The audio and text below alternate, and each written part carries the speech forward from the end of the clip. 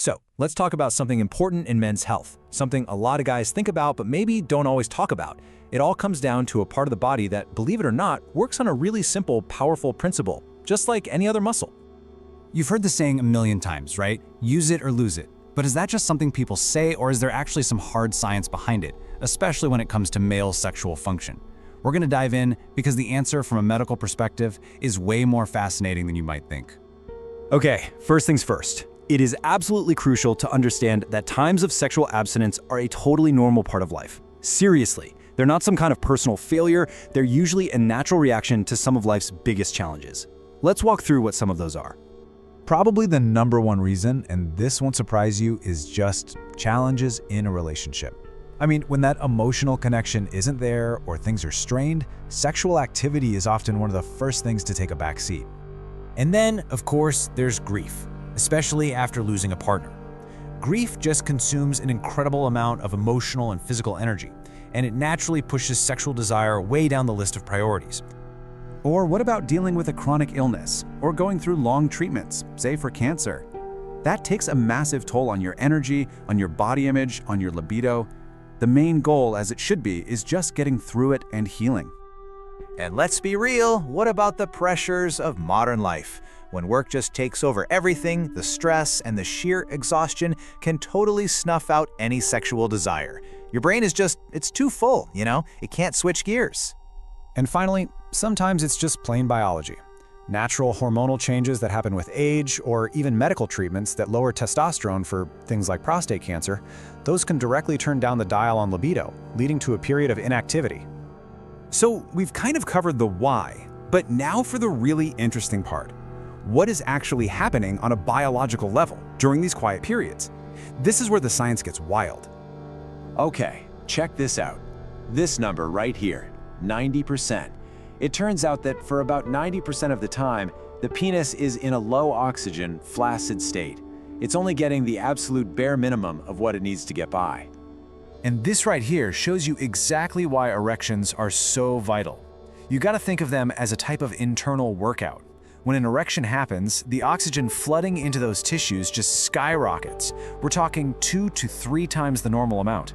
It's this rush of oxygen that keeps the tissue healthy and flexible. So here's the bottom line. Without that regular high-octane flow of oxygen you get from erections, the tissue goes into a state of chronic oxygen deprivation.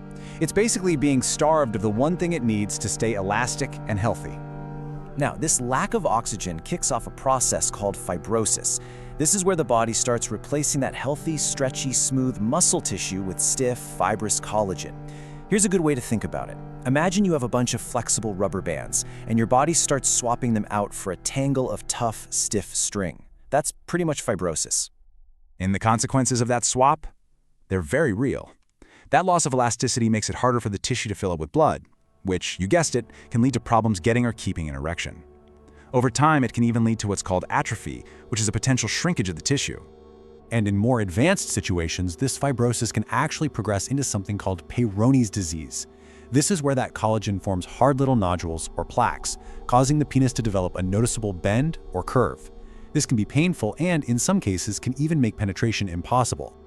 All right, I know that all sounds a bit heavy, but here is the really good news. This is not necessarily a one-way street. There are proactive things you can do, non-surgical things, to fight back against these effects and really promote tissue health. Let's get into the solutions. And this really gets to the heart of it. For so many people, the path back to health and maintenance isn't about some drastic procedure. It's about bringing new habits and therapies into your life. It's about taking back a little bit of control. So one of the tools here is a vacuum pump. And look, it's important to think of this less as a sex toy and more like physical therapy equipment. By creating a vacuum, it physically draws blood into the penis. This stretches the tissue and brings in that all-important oxygen.